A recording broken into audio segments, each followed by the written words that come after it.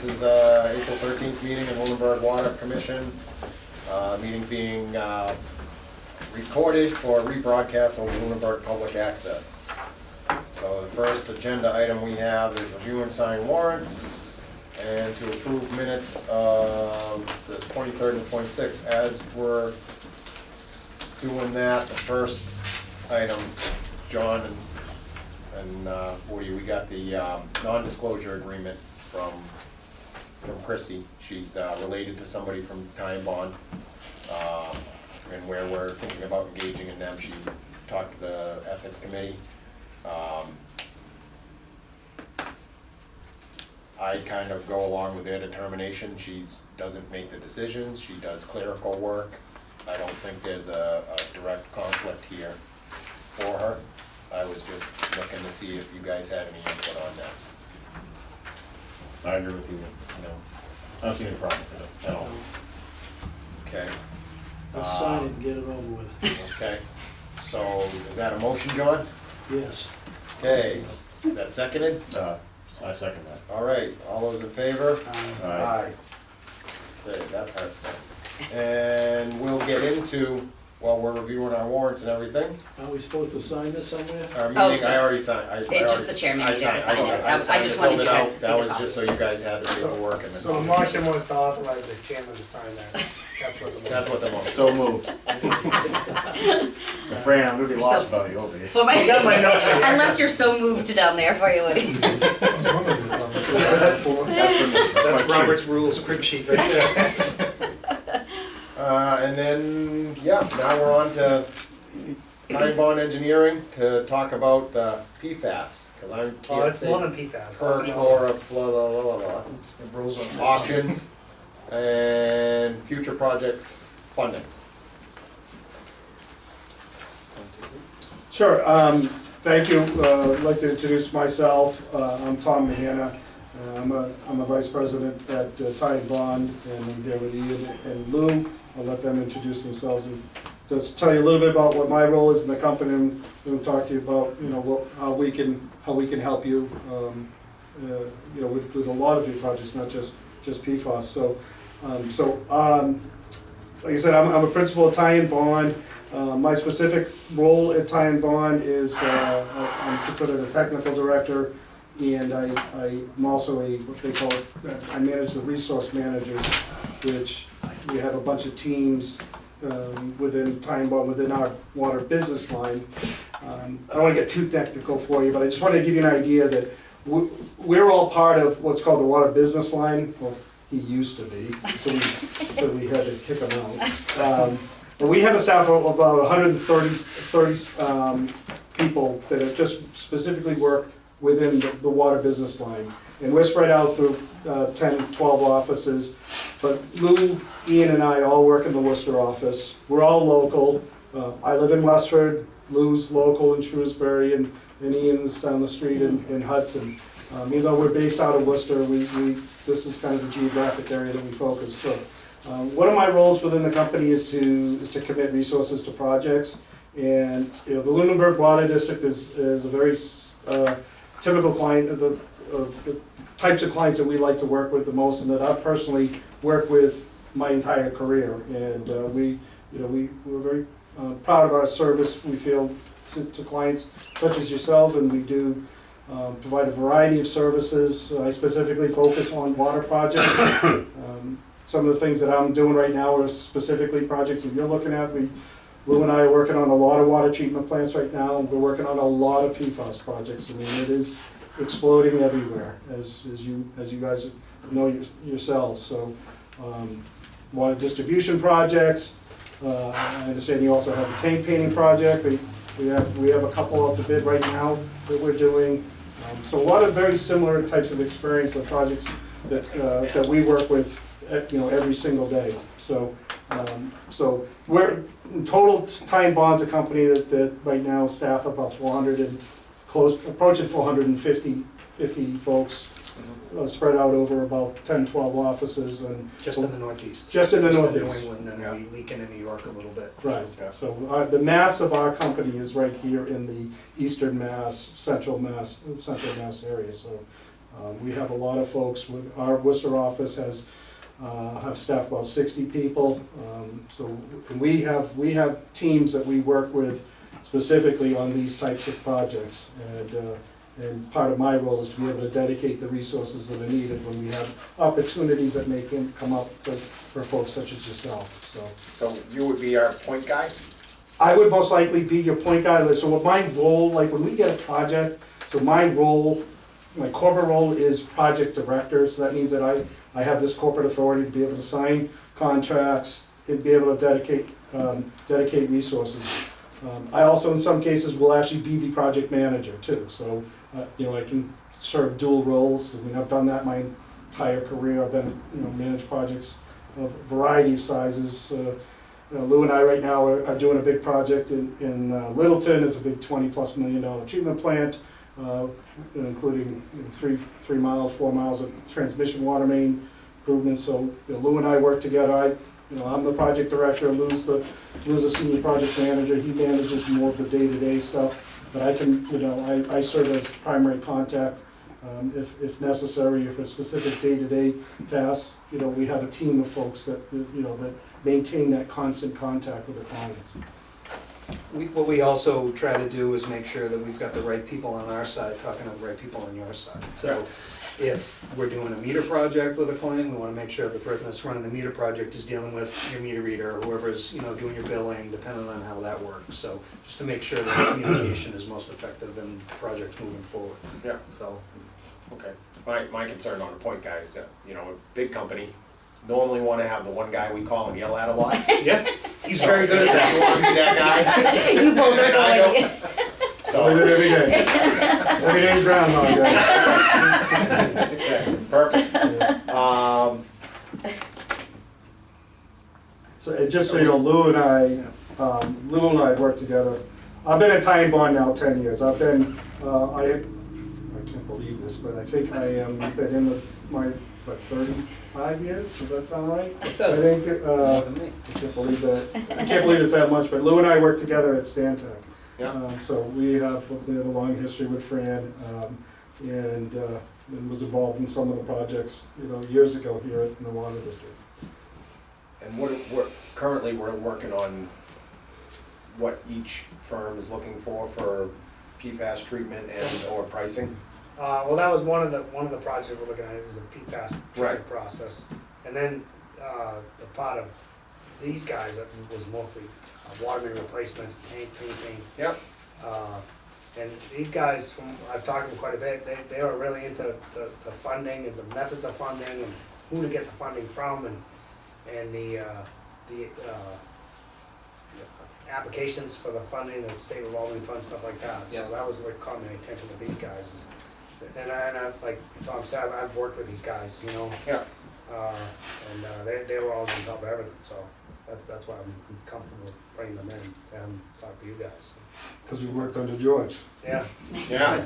Well, if you Well, we all know worked George, under, right? you worked under George, then And I, my opinion is they have the same mentality as George had, because Yeah. George would call us and like, hey, you got this grant funding, and we should go at it, we can get it. And he knew how to do it, and he got it. And I think these guys where we don't know all this stuff, they do. yeah. And so they can come at us, hey, you got this option here, availability of funds, and we go for it, so.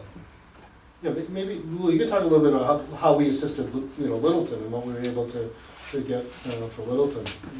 Yeah, so that was an interesting project where they just had an iron and manganese issue at one well site. We did all the piloting work. We're almost done with design of the treatment plant. Oh, they had PFAS at another well that we weren't even working at in town. It's their, 20-plus-year-old membrane plant that was kind of falling apart anyway. Made the decision, let's just do a transmission main all the way over, make this treatment plant even bigger, pre-treat for iron and manganese for both sites, and then do PFAS treatment right there. So kind of consolidate treatment, much easier to maintain a long pipeline than two separate treatment plants. Yep. So that kind of worked out nice. So we helped them secure an SRF loan. So we went through the Mass DEP Drinking Water State Revolving Fund. So usually every year in August, they ask people to submit applications or project evaluation forms. Those all get submitted, and then DEP then ranks you. Right now, PFAS projects are going right to the top of the list. If you have a PFAS, you're in. What's nice about what happened to Littleton, there's some recent ARPA funding. So it's going to be somewhere between 20 and 25 million, the overall project cost, and they're getting 20% in grant back. So Is that like a loan forgiveness or something to that effect? Because I Right. read about this. you know. Right. So how does that get applied? Who determines that? Like, where did that 20% come from? Is that out of thin air? Okay, all right. well, they have all these ARPA funds, right? And they have all these ongoing projects. What's an ARPA fund? It's a federal stimulus. Yeah, the stimulus fund. American Reinvestment Protection Yeah, okay. Act. Got it. Okay. Yeah, sorry, yeah. All right, making me feel better. We live in acronyms and then forget what they mean. Yes. I'm familiar with the Littleton project, but like I said, those are some of the questions I see. I mean, you see this is great stuff, but like how, obviously the revolving fund, I understand that, but it's that Right. loan forgiveness and who determines that percentage and whatnot is Right. I guess what I mean. So there's two aspects to it. Okay. One is what is your median household income and where do you fall on this list? Okay. Right? So in terms of the state of Massachusetts, you'll get ranked and you fall into one of 3 tiers. Okay. And depending upon the tier you fall in, that everyone in that tier, say tier 2, we're working with Townsend, they're a tier 2 community, they get 13.2% automatically. Okay. Now Littleton got 0. Yes. Because they were they're out of the tier. Sure. Yeah. But because it's a PFAS project, they were given 20%. Okay. And the trust that determines, that distributes the funds. Sure. Them and DEP are the ones that determine the loan forgiveness. We don't necessarily put any special Understood. request. Right. It goes back to the From- RRA program, 10 plus years ago was when that principal forgiveness first started getting incorporated into the SRF program. And this is it still a 0% loan? Or? For PFAS, it's 0%. Actually, Littleton's going through right now where they're actually, instead of the traditional 20-year, they're going to go 30-year at basically 0%. Yeah. But you have to apply to the SRF to be eligible for these funds. Right. Right, so at what point in the project do these funds these funds are available? So you have a $10 million project, before you put the shovel in the ground that you're getting money back? The typical schedule is you submit an application in August. Yeah. They try to send out the list by December. It never happens. It always takes forever. This year, I think it came out at the end of February, beginning of March. Yeah. It's very late. So it was very late. And it puts a lot of communities kind of behind the eight ball, because then you got to appropriate at your annual meeting. Right. All the money. By to June do the 30th. project. You're getting the money back before you appropriate for the project. You're eligible for the You're eligible for the loan. Okay. They just want to see that you vote to take on this Yeah. loan. Yeah. So we know Littleton. I'm a little curious, any other communities either close to us or around us that your company services? Townsend, so Yeah. they're on the 2021 IUP, so they're voting very shortly to appropriate their funding. They got on the list. It just came out. Who else? Drake they're on the 2020 IUP. We've been helping them with, it's an overall project. So with them, we did multiple projects in one SRF loan. So it's a replacement storage tank, there's replacement water mains, and there's a predominantly manganese removal plant. So all 3 are wrapped up in one loan. So it makes it easier to service just a single loan than trying to have separate ones. Plus, if you submit it all as one big thing and you tie it all together as this one cohesive project, it's one of the ways you can actually get water mains funded through that process. If you submitted a water main by itself, most likely no go. They don't. There's too many other projects that are of higher priority than just water main replacements. So for SRF. You probably have to look at USDA Right. program to So, do water main. As far as it goes, like you said, the PFAS takes you get right top on the list. But from what I understand they're telling me, that if we tied some other projects in with this whole thing, put a whole package together, they're gonna be like, oh, PFAS is on this, and a water main replacement, and they'll be like, go ahead. You have to narrate the project and sell it as they're connected. That's what you got.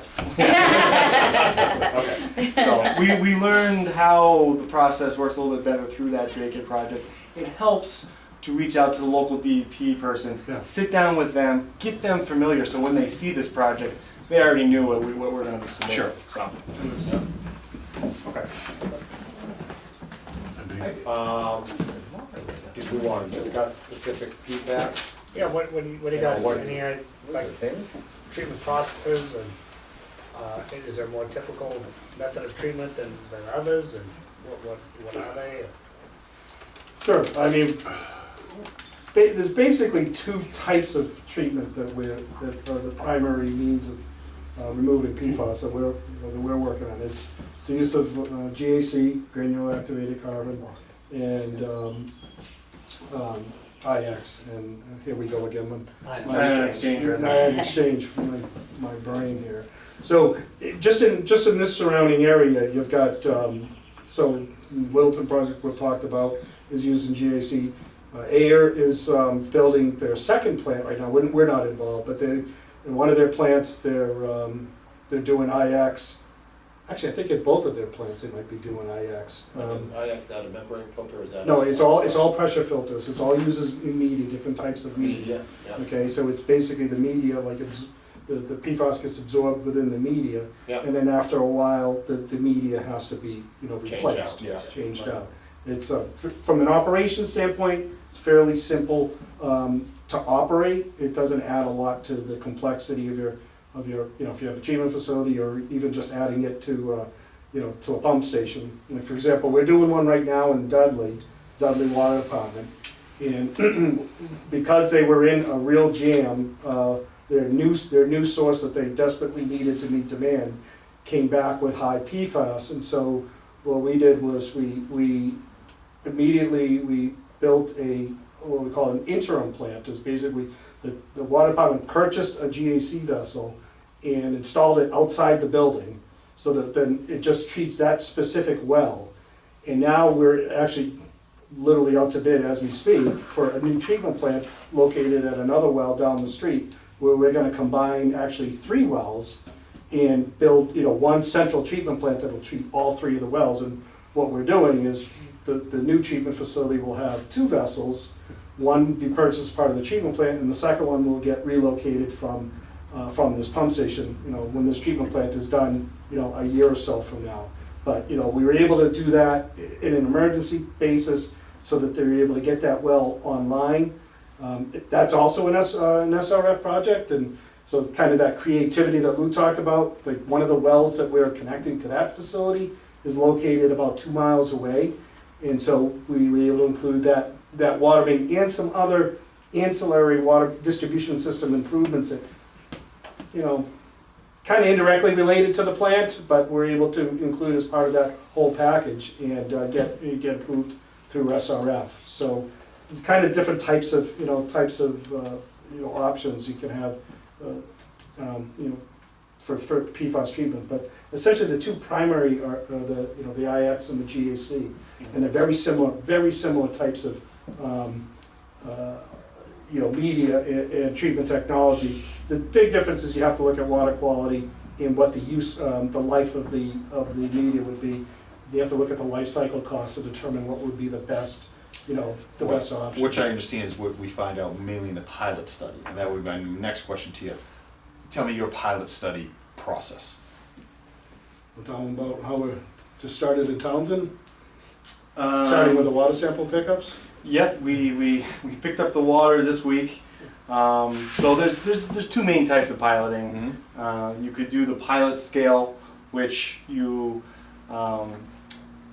actually run the pilot for quite a long time to figure out where breakthrough would be. It takes a while. So ideally, you're running water through these filters for over a year. Okay, that's You what know. we, yeah. Yep.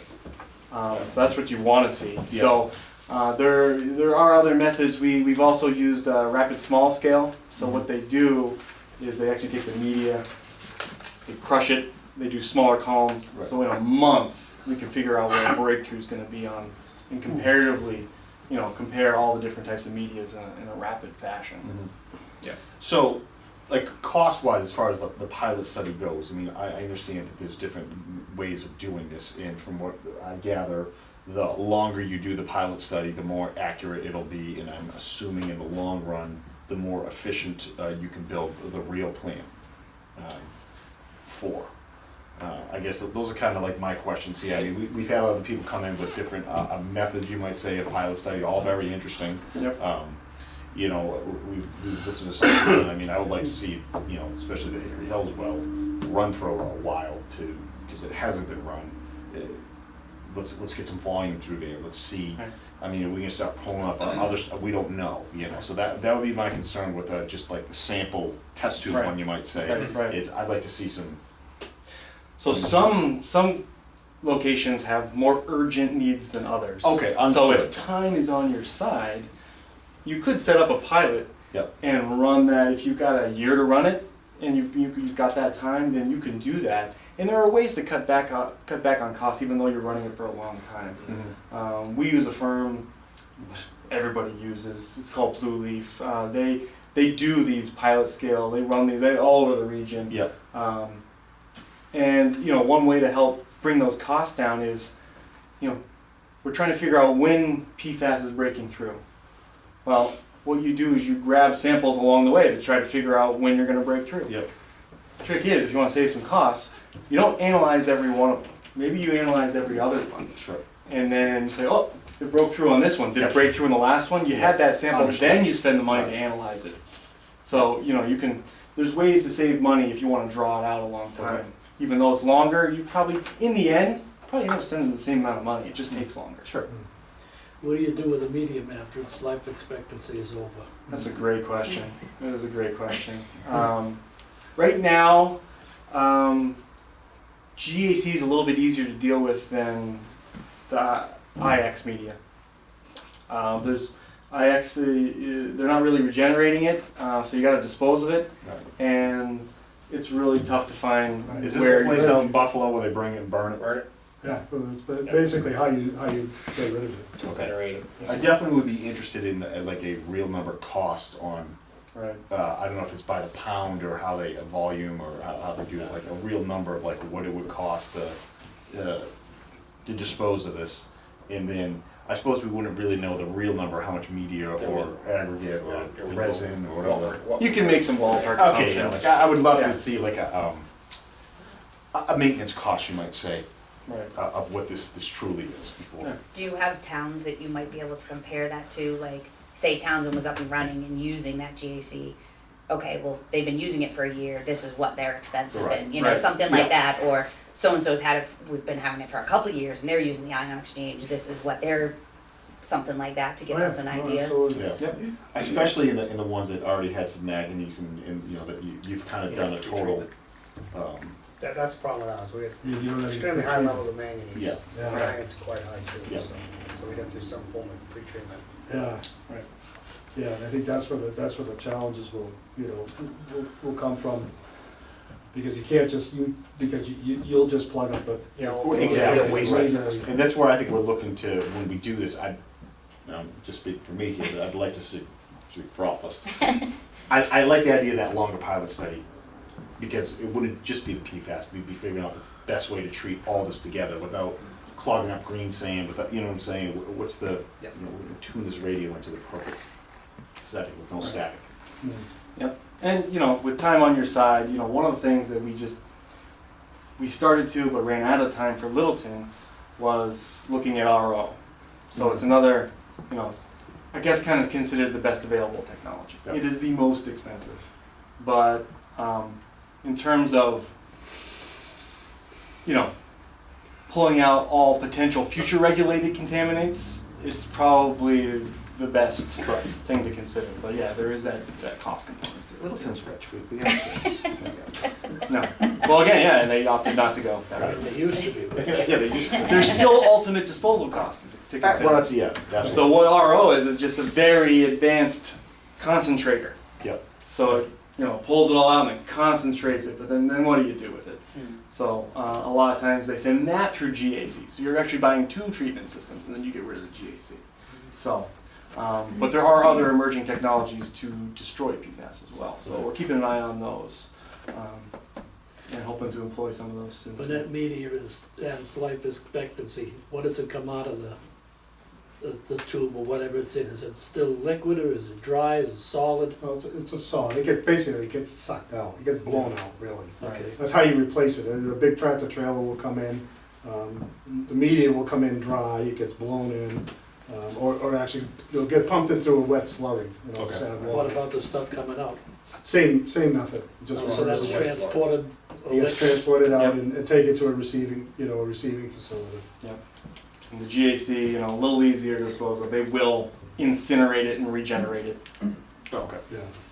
Are you finding more companies and places now that are taking this disposal stuff locally, or is it all outsourced? Like, Yeah, is they're not that the creating struggle more that right now. Yeah. that everybody's running into now that these plants are Yeah. coming up? Right. How's all these new plants, all this new material, this new waste? You gotta find a way to get rid of it. That's Yeah. the challenge. Yeah. That is the challenge. Oh. Do you as a firm like a time study over the small sampling, or is there no preference? So far, we really haven't had the luxury of making that determination. A lot of these have been emergency projects. Right, so it's a small sampling, you take that information and build the plant off of that. Right. So you really haven't had enough of the Right. long-term You don't know stuff what to the see if it's actual better. O&M costs would be per se, Mhm. but you know the option that you selected is the least expensive one. Yeah. Right. Because a lot of these communities that we're working in, they're in similar situations where they've had, the PFAS levels and, one or more of their sources are so high they've had to take them offline. So they're in this, this crisis of being able to meet demands. And so, we're trying to accelerate projects as fast as we can to be able to get these sources back online. So you talked about getting some temporary devices set up to start treating so people could use water right away. How long is that process if we run into an emergent situation? How quick could we set something up to be able to run a source that's contaminated? So, in the Dudley case, I guess what it is, you say an emergency, but it took almost a year from start to finish because the equipment, just the vessels alone, they're now telling us, 40 to 50 week lead time just on the But vessels. the availability, if the availability. You can't just go buy these off the shelf. Right, but if you're saying it's an availability issue, not an install issue right now. If the product's available, the vessels are available, how quick?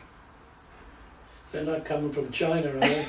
I They're understand what coming you're- from they're coming like Calgon usually comes from. But they're made in the Pitts- USA? Pitts- Oh yeah, Okay. it's all USA products, but it's just some of the vessels are actually fabricated locally. Yeah, But Plant what- and Avon. Yeah. What roughly is the size of this vessel? Like, and how is this like in a container? It would fill up it would be the height of your garage. It's a 10 to For a 12 foot GAC, diameter. for a For a GAC, they're like 30 feet high. And then the ion exchange is about half Yeah. the height. And how many? So they the standard size vessels, they have either 20,000 pounds or 40,000 pounds of media. That's what they hold. Okay. All right, so they're usually like in the 10 to 12 foot diameter range, about 30 feet high. Okay. For a Can they GAC. be made smaller? Minus It all depends on your flow, Oh, what your okay. demand is. Size. So for GAC, Okay. you want 10 minutes of contact time. For IX, you can get away with 3 minutes or, And how many are there? It depends. Depends on how much the your flow. flow rate is. Most, minimum usually it's 2. Yeah. You would want a pair, so as Lou described, you would want that lead lag scenario. But we're doing plants that include 4, 2 pairs. Again, it all depends on the capacity. So you can totally use up your entire media. You can watch it go to breakthrough because you got the other lag filter on the other side. So you can watch it go to breakthrough, use up all your media, call for it to be swapped out, swap it over. The one, then the lag becomes the lead, and then Yep. you got the fresh media. So Okay. But vessels aside, how long if we needed to get a source up and running. So if you told us today, you know, get a source up, you know, running as quick as you can, I think we're talking like a year from now. But if, he's saying if you had the vessel on site. Oh, right? oh, they've actually constructed it and like do like emergent like we did in Dudley. I think it took like, you know, like 2 to 3 months. We put it on a pad outside the building, just connected it up with some piping, and then because it was going, you know, it operates through the winter. We originally looked at putting in a temporary the whole thing in a temporary enclosure and heating it, and realized that probably wasn't the most effective way. So we basically put insulation blankets around it, so that prevented it from freezing. You know.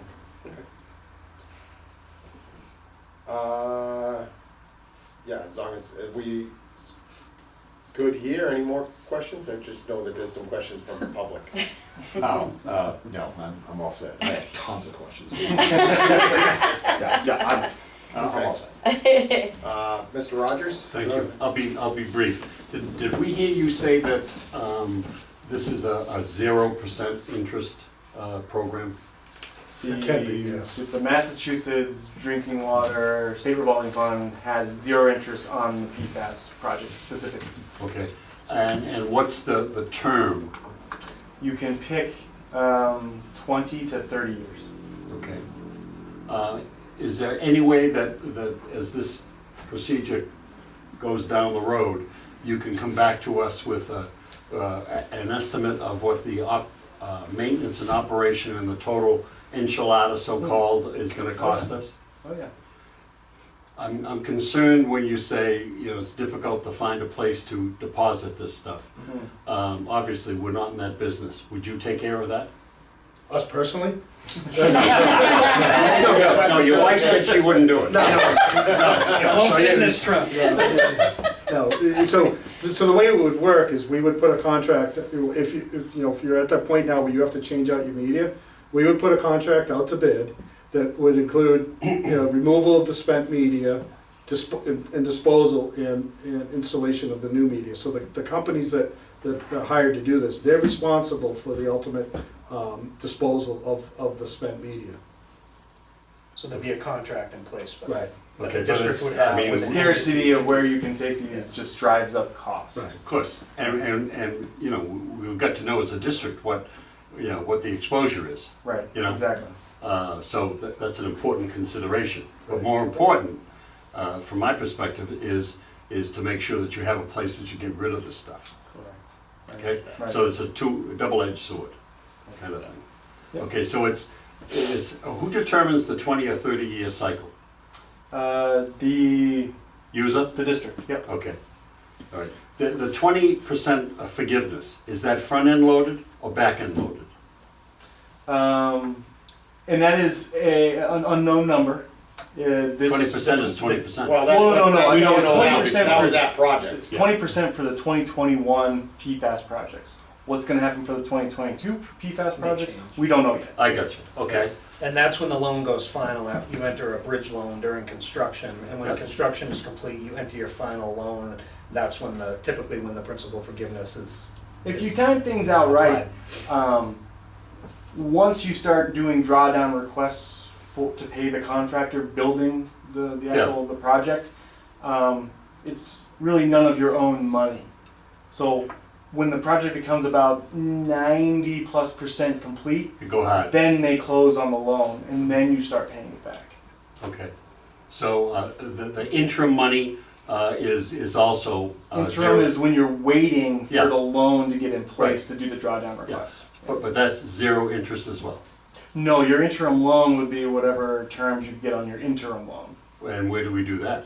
You get it through the trust also. Right. Okay, what's currently, historically? I don't know, it's like 2 to 5%, I think, maybe, it's, I thought the standard was 2% with the Yeah. trust, but and again, it's probably like a year loan, a year to 2 years. Okay, I just want to know to quantify this because this is an important aspect of it. The devil is in the details here. yeah, you know. yep. And the trust is pretty good. They have some weird formula that they calculate your amortization schedule, so no one can calculate that but them, but they're happy to give you those whenever you ask for it. Yeah. So. This is a state entity. Correct. I disagree with you, I think they suck. Okay, we have two SRF loans now. One was a 0% loan, one was a 2%. Which are both, one's ending this year, and one's Yeah. next year. Great. Thank you, Mr. Jim. Yep.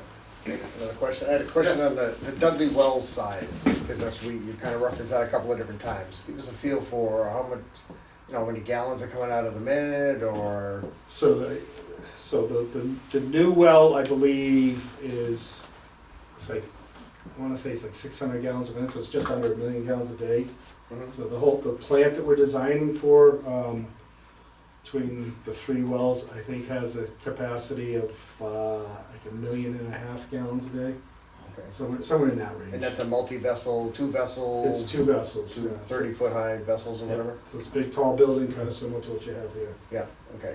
And the guesstimate of getting rid of this stuff is gonna be tens of thousands, not thousands, to get rid of it. It depends on the volume. Yeah. We've talked to a couple different guys, it depends on the size of the vessel, the amount of product that you get out of it. Right, right.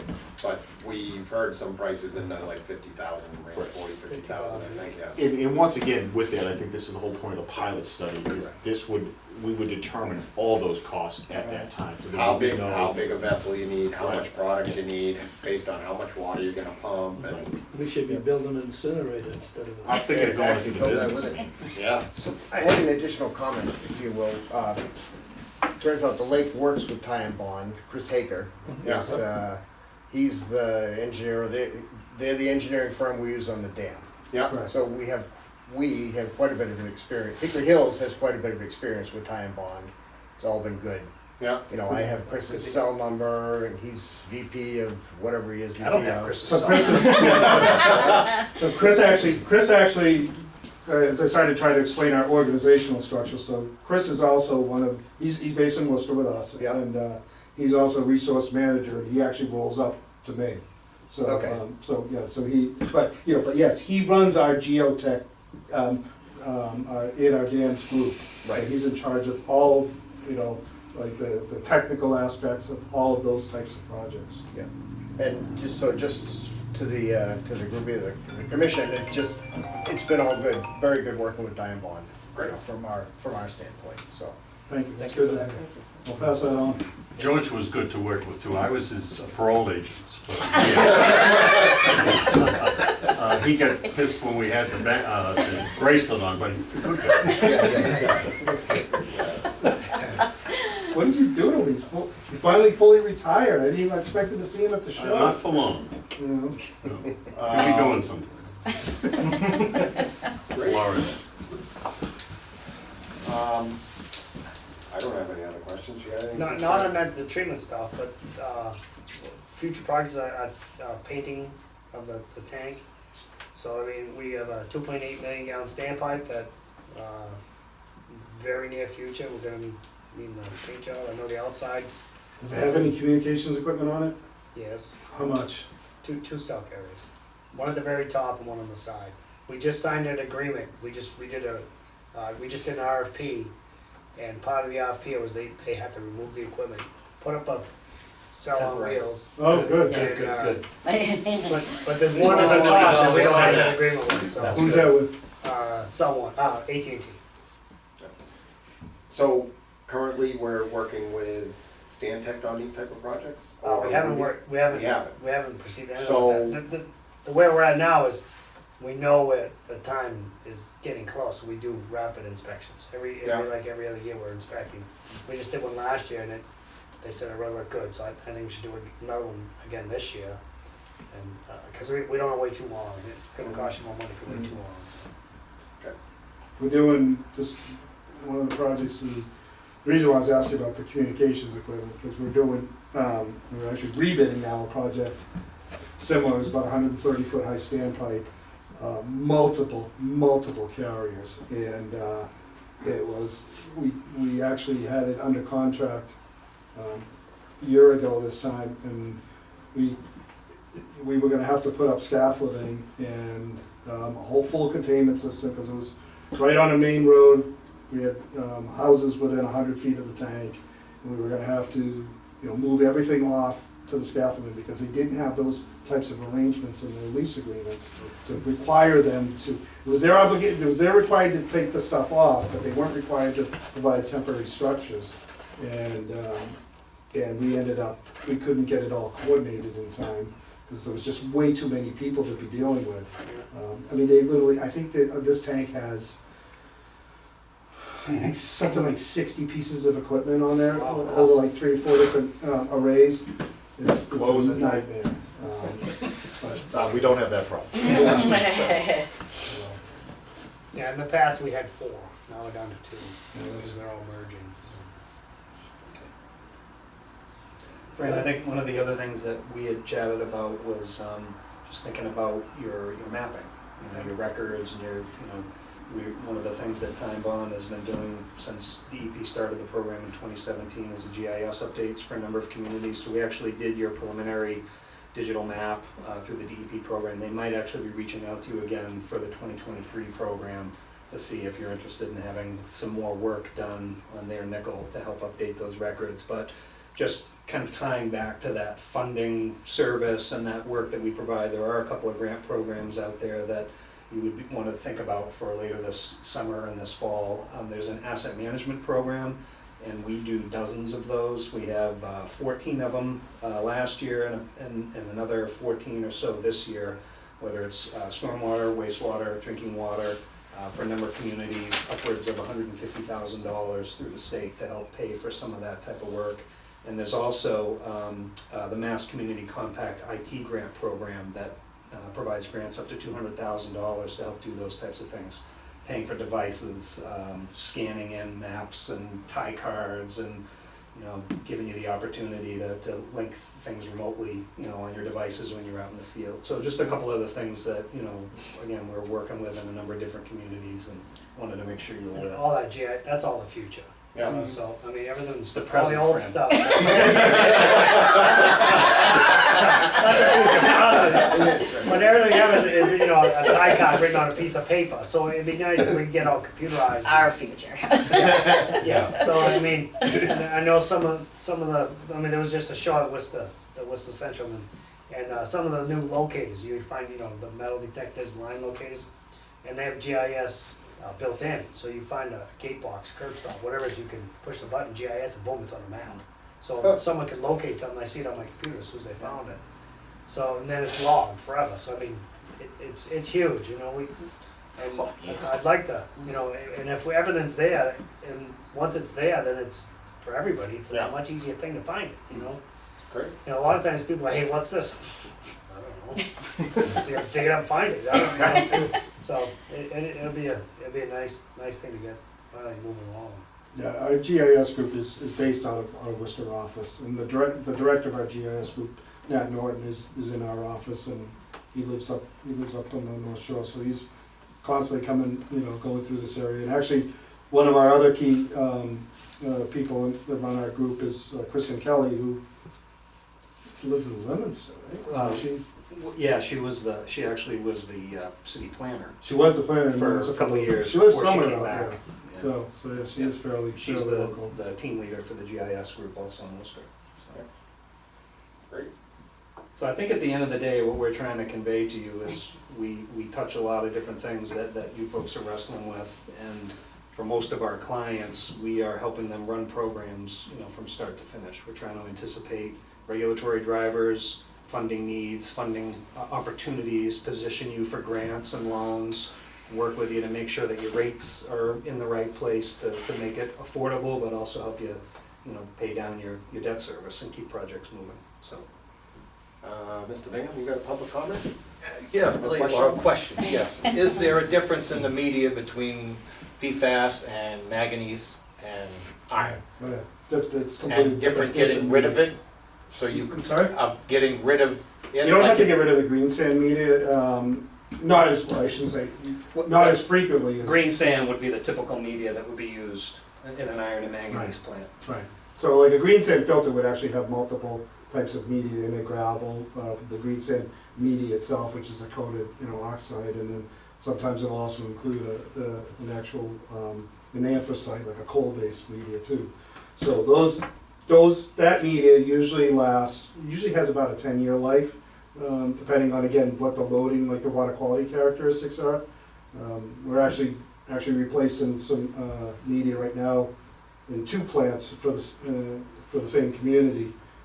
So that, those have a lot longer life, and the disposal on that is a lot less expensive than the PFAS media, because it doesn't absorb, so all that usually is it just has on it is just, iron and manganese solid buildup on it.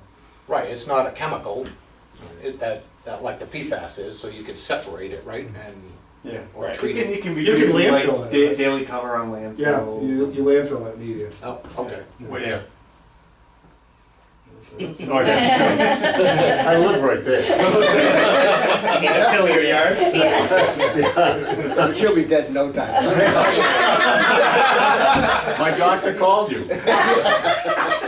So you can, you don't have to have that trucked away or anything, can dispose? Oh, it does have to be disposed of when you do replace it, yeah, because you put all new media in the filters, but it doesn't, you're not limited to like 2 places in the country to get rid of it. Right, but it has to be taken off-site or something, you can't, Yeah, well, it can, like he was saying, like, you as the water district could reuse that, like, you could mix it up with sand or whatever, and Yeah, Phil. Miscellaneous fill. well, that's what I'm asking, I mean, you just don't, you don't have to get rid of it. It's not an expensive product to dispose of. right. Yeah, you can dry it out and Well, then there's just. nothing better than zero.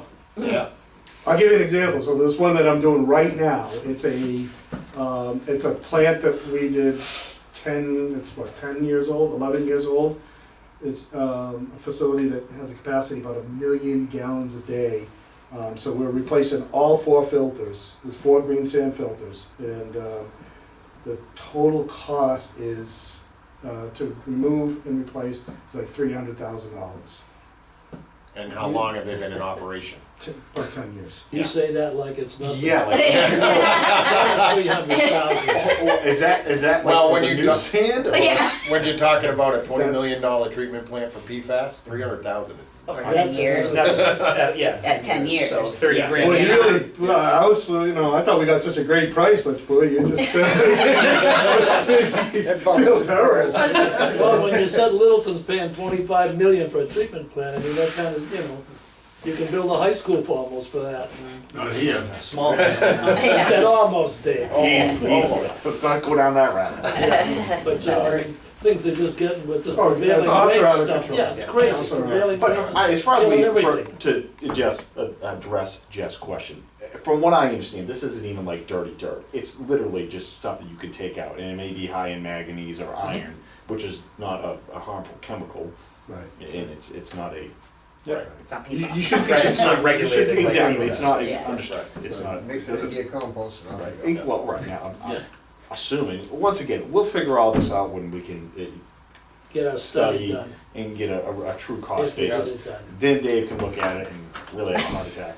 So, have you guys ever done that mangazer, the Yeah. bacteria? Yeah. Is that a Yeah, pilot, that's what we're doing in Littleton. Yeah, did That's, one in Connecticut, we did one down in Middleborough, we're putting one in Drake and Littleton's is also one. You said that's like the bacteria that eats the Yeah, manganese. that's the one I was mostly interested in down at the Hickory as well before the Yeah. PFAS thing. Because you primarily iron or manganese there? Manganese. There is iron to be removed. So was it the Ferrozer Right. And the manganese or So the they manganese. ran them in. This was from Paula Karen at DEP. She's the one that told me Shrewsbury just installed Yeah. the thing. And what? Time Bond did the first 3, but we'll take credit for Shrewsbury, but go ahead. Sorry. So you got me distracted. Sorry. But the main thing that got me was a much smaller footprint, and the backwash was much smaller. So, Yeah. and that was the problem in our tight little area. We didn't have a whole lot to work with. So the backwash for that site is very critical part of the process. Where you get rid of your spent wastewater, that's gotta be the first thing, because it is a huge driver on costs. You gotta look at how you're disposing of it. So we're using the biological a lot because it's so much less waste, backwash waste. Okay, so would this be part of that pilot study? Would this You be a could. process? So Littleton's, we had biologically iron manganese removal pilot running, creating the water for the PFAS pilot. Okay. The Middleborough plant that we did, that was two wells located next to each other. Very difficult site because they had no room for anything. Barely could fit the building in, and they had sewer that was, I don't know, a mile or so down the road that we weren't able to connect to, but we just handled everything, all the backwash residuals in underground tank on site, and we recycle everything back through the plant, Okay. so. Yeah, the Putnam plant, it's got 1.5 to 2 parts of manganese. Wow. Backwashes every 400 hours. Yeah. Yeah, the operators can't, say enough good things about the process. We did that actually as a design build with RH White Construction. We designed and built that plant for Have you them. done any field trips? I mean, that's something that we do Not for any. to look at different, some of the different, what the different communities are doing. I think once we iron all this out and we decide that, if and how we're gonna move forward with this, is the next thing we would do is absolutely like field trips. Yeah. So, so you guys know the iron and manganese, well, mostly the manganese is the main thing nowadays. The wells on Lancaster Ave, as time goes on, that the levels are creeping up. So I would imagine not really near term, but in the near, probably 10 years from now, we're probably gonna be looking at some kind of treatment plant there as well. And then the PFAS numbers drop to some other lower number, then that'll kick all this up quicker. Great. Do we have anything else on this? Water mains, infrastructure, so how does the SRF, so we would just, let's say you guys are doing a thing, we say, hey, these are our trouble spots, and we did a capital improvement plan, Oh, years you ago. guys are probably tied to it. Yeah. And, so we have that, would you guys use that, or would you just, I got my own water mains I wanna fix, I mean, would, You replace them like AC? yes, very little cast, and most of it's AC. Okay, so they might do a little bit better with SRF. Yeah, it's gonna get dwarfed by all the PFAS projects. To be But honest. isn't all the infrastructure money coming out for? Yeah, But that's where you go, maybe USDA, where Okay, you'd have a lot better chance. Right. It's the first come first serve with them. okay. And there's Alright. also a grant and a loan component there, and you can extend that out to 40 years depending on what you wanna do for a loan. Okay. Which So is, yeah, so which this- is very reasonable for a pipeline. It's very easy to ask a pipeline. I like the 40 years. grant portion of it. Yeah, great. It's anywhere from 0 to 25% on USDA. Great. Did we want to cover any more with these I gentlemen? think we covered pretty much everything. So is it worth how good are you guys with how our well on Hickory Hills would work with the lake and any effects it may have? Would it be worth having them stick around a little bit if You guys they up for want, hanging around for a little while with the, especially, or do you have Lou's any gotta input? get I think Lou has to head out, but If I you can had- stick around for a little bit. I've got no Any, question. any input in just where you already currently work with the Lake Association? It kind of makes sense that maybe you stick around, because they, between them and us, we may be having a conversation. Okay. is, And they're on for 5, but. they're Yeah. on for 5? So you got Oh, well, we can still kind of 5 go minutes over a to couple chat. things, yeah. We have a couple things, but if we can get, we'll get set up for that, and then, a couple things going You back, have you that? still need to make a motion for your Yeah. minutes and all yeah, we that, I still just gotta need go over the that. minutes, so we'll go back for the minutes, and Thank if there's one of you gentlemen that have to move to another. Yeah, I'm sorry, don't do it. that's me. I'm sorry. Yeah, that's fine. Jeff can go out for coffee and donuts. Drinks. You wanna go back to the minutes when we Business get back. Yeah, I'll go out. Fat girl sucks. Thank you. All right, I need a motion to approve the minutes of March 23rd. No, I need a motion. We gotta make the motion. You wanna make the motion? Didn't I just say I make the You motion? said you need a motion. Can I make the What's the motion? difference? You say that. Okay, I need a motion. Okay. make them. So March 23rd approval of the minutes. Well, review them real quick. Okay. Let's read them. Oh, I got 2 copies here. You got two different copies there, we gotta review them real quick. Oh, one's the 26th, okay, I didn't even, The regular meeting and then the annual, okay, is the 26th. Okay. We have minutes for the annual? I didn't think we never. I don't know if you guys had to sign off on them, so I just put them on there, but it's just the motions, that's all, yeah. give me the, That's fine. John, is there anybody else coming that you know of, or Jeff, are you here for representing the association, or just the I public? thought, have nothing to do with it. Okay. Nope. I Okay. thought Paul Yeah, was, he lives there. Paula, Paula I just had- lived there. I just found out that she was in an accident She was in an yesterday. accident yesterday, so I don't know if she's going to make it. oh, Yeah. okay, I I don't know. know. What do you mean, make it? Make it here. here to the meeting. To the meeting. From what I understand, her injuries weren't life-threatening. So. And this is probably just the start. But, see where we go with it.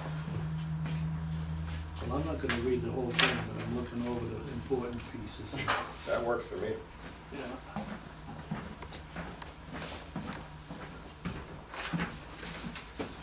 And then we got 5 minutes. Is there anything else that we need to go over in that 5 minutes? Or we, anything else? Actually, if you want to, T-Mobile to maintain the cellular installation We on can- Hope Road? I have a quick question on the warrant. Leaving for. Yep. I'm assuming are those the pay increases that we had talked about?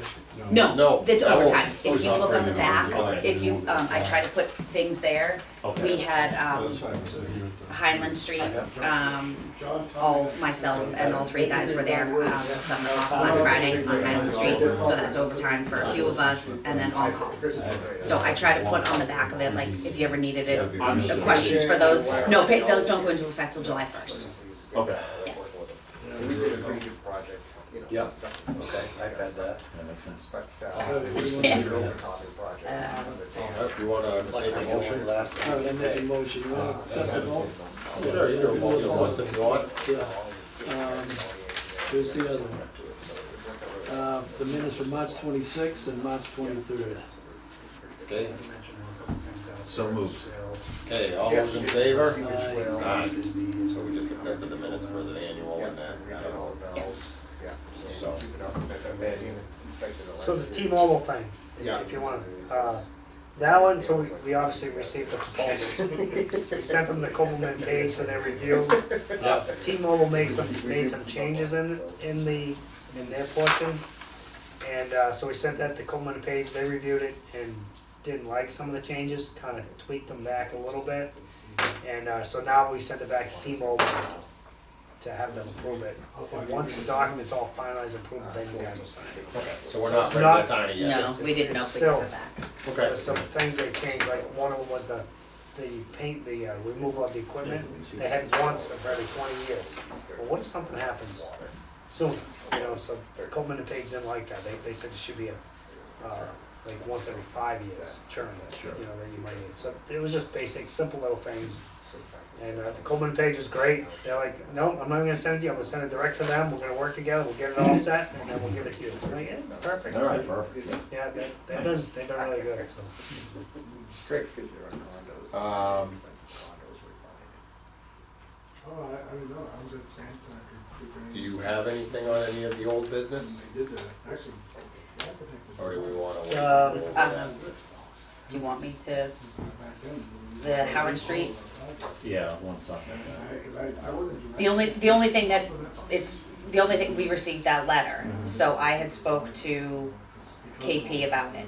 And he said, as of right now, there's nothing much for us to do right now. Right. He said the way him and the woman he works with who specializes in the 40B interpret it is, it seems very black and white.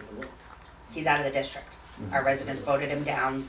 Sure. It is what it is. He said, so what he recommends right now is for us just to stay in close contact with the town. Correct. He, the owner of Howard Street, the project is Yes. gonna have to go in front of the zoning board and go in front of them. Sure.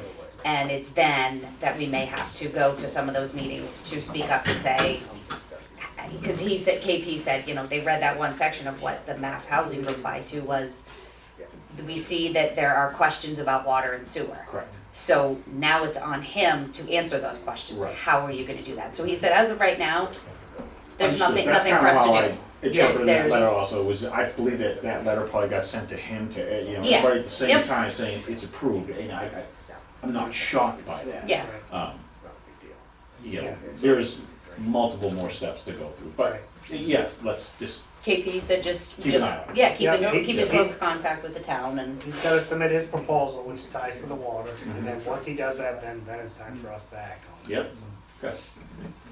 I think there's gonna be some serious ramifications up there on things. Okay. 5 Alright, so o'clock? whenever those guys are ready, I'd say we're. Okay, we're ready, 5 fellas. o'clock if you guys want. John. That's John, unfortunately. Hey, John, you can sit up front now. Yeah, sure, now I'm gonna, So we're at 5 o'clock and we're gonna have a meeting with the Hickory, or to have a discussion regarding the operation of the well at Hickory Hills. So,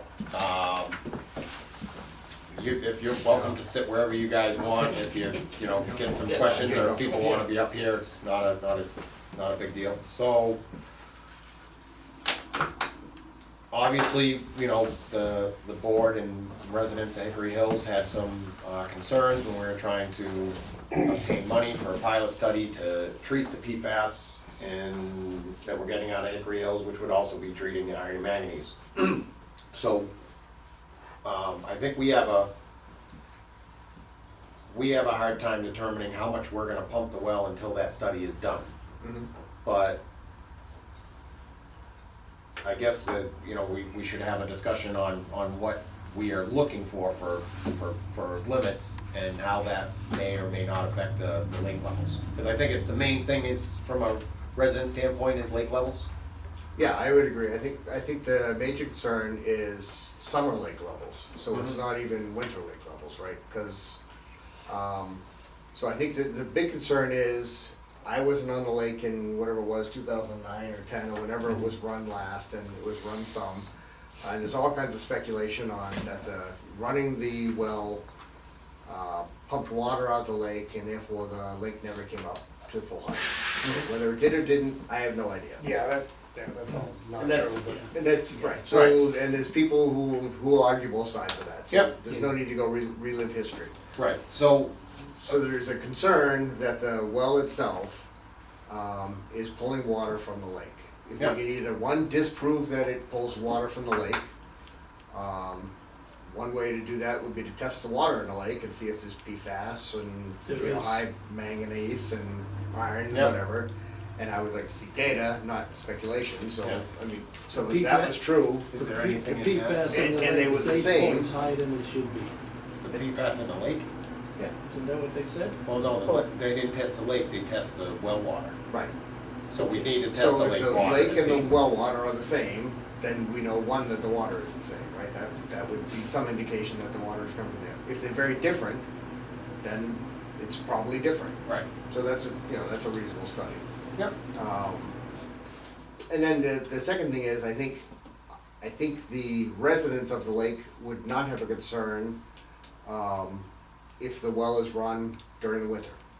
When the lake is drawn down, or fall when we're drawing it down, to early spring when it starts to fill back up again. Right. So if it's run 6 months out of the year, there probably wouldn't be much concern at all. Have you got a copy of this? Yeah, No. that's a, what, I don't know. I'd say that's Yes, okay. no? Okay. Yeah, Well, I would sooner or say later. these are just some things we were thinking about. So, we're Well, talking I about, use of the well between October and March, which is what you just mentioned. In the Yep. fall, when you're trying to draw the lake down, Yep. and up to March 31st, when you want the lake to start to fill up. Yep. So, we have that listed as unrestricted use in that time frame, because that's a time frame you're trying to draw the lake down. Yep. And it's over the winter months when the lake level is The lake not, level is down, it's not not critical. that much of an issue. I would- And determining that the lake level is affected by running the well. I think the one little caveat that we need to throw in there, like, it has to get run some during that time. And I'm Yep. talking at a small level for a maintenance standpoint, you know what I'm saying? Yeah, if we come up with a number of gallons or whatever that you gotta run it to Well, I maintain added a it. little section on there, that's why I Right. did the 60. Understood, yes. That's the residents that live there, Yeah, using their normal, correct, that's how it. many people per household, and 65 gallons Yep. per person, that's that number. Right. That's the and, 65,000, So 80,000 whatever, if we gallons a pump day. that well every day, that water just came right back, Correct. so. So, and just something also to understand for the lake residents, there is no sewer over there, correct? Right. Every bit of water you use, unless you put it in a bottle and take it out of there, it goes right back into the Well, water. it goes in, That's it why I goes put through that- recycling, You know, so- right. So another thing that, you know, we've talked about this and I've thought a lot about it. Listen, I'm a Lunenburger, I love Hickory Hills Lake like next person. But this is the Lunenburg Water District, not the Hickory Hills one. And we do all need to understand that this is a community that we're in, and we want to do right by you, but at the same time, we need to do what's also in the best interest of the entire community. Obviously, we have a PFAS problem, manganese, other issues with that. If we can remediate that, that will take a huge amount of relief off our other wells, which are going to come in trouble. Right now, from a military tactical point of view, I freak out, like, all our wells are down here. If something happens, we got no way to deal with this. And it's not just Hickory Hills, it's the entire town. So just, I'd like that known to the people of Hickory Hills, to look, we're all in this together here. And we definitely want to do right by you, but let's just go in there with that open attitude. I agree with Matt and you know, the planning process that Fran mentioned earlier, that we could be looking down the road of iron and manganese treatment of our current wells on Lancaster Ave. And if, in that time frame when we have to work on something there, to have another resource for backup, you know, or to be able to take little amounts from all the locations, I think it makes good sense for planning. And I agree with your lake level thing, and this is where I believe, either through your association to your engineer, Ty and Bond, and to us through our engineer and or Ty and Bond to kind of truly explain how running the well affects the lake levels. Because everybody takes what they see, and that you can take things out of that report and read it so many different ways. You really need Read one somebody. sentence, it sounds bad, but read the second sentence, the first sentence isn't bad. It's like watching a football game, like, you know, Tom Brady always wins after he throws 2 touchdowns. I mean, they make up a stat for everything. You really can kind of pick through the thing. So I don't disagree with you at all, and we've had this conversation Right. before. I have also read the report, and I don't agree with everything that everybody speculates. Right. So if you have an engineer and we have an engineer, and we can kind of come up with realistically, how much are we affecting, if at all, the lake levels, then again, we don't want to, you know, obviously affect the lake levels, and one of the things that we had in here was, you know, limited use during a low level indicator. If there's a low level indicator on either lake, you can do it at the lake level, you can do it, well, not stream, well, lake level would make the most sense. Yeah, lake level is what we want, yeah. Yeah, so if Yeah. we did a thing on there, so people hear, it was Water district will limit use during this time frame when a lower level indicator is reached. okay, so let's say the you know, when August, the low level indicator isn't reached, then to me, there's no restrictions. That's how For example, water. I would interpret it. Yeah. And then I even, you know, maybe there's a high indicator where it's, you can run it, you know, low is means you're restricted and you're in limbo until you hit the number.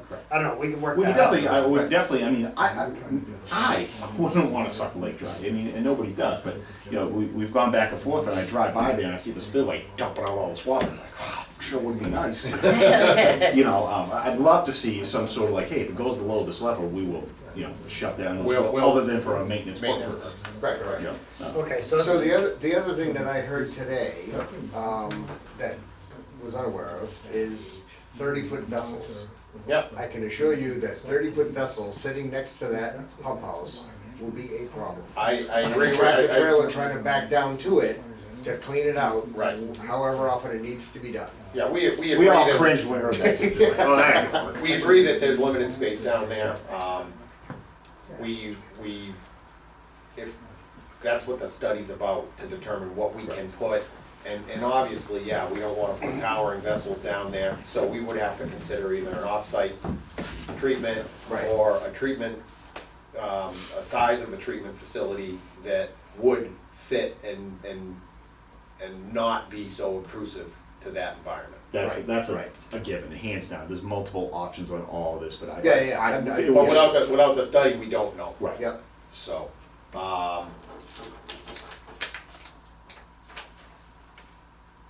we have in here, what do you have, approximately limited use based on the residents, your Yeah, I 400 to figured- 500 homes? Well, yeah, so I figured since the homes are there recharging what they use, that's a safe number to use on a daily rate.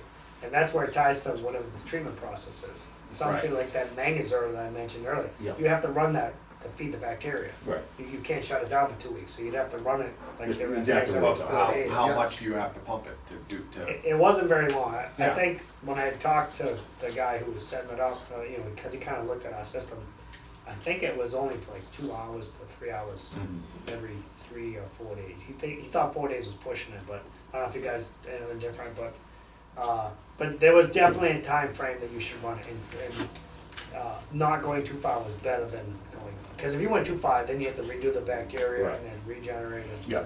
And Now- then you went bad. can't we make some of the operation of the well tied to, it's gonna be tied to the study for the PFAS? Oh, yeah. How much the we part- are gonna operate the well?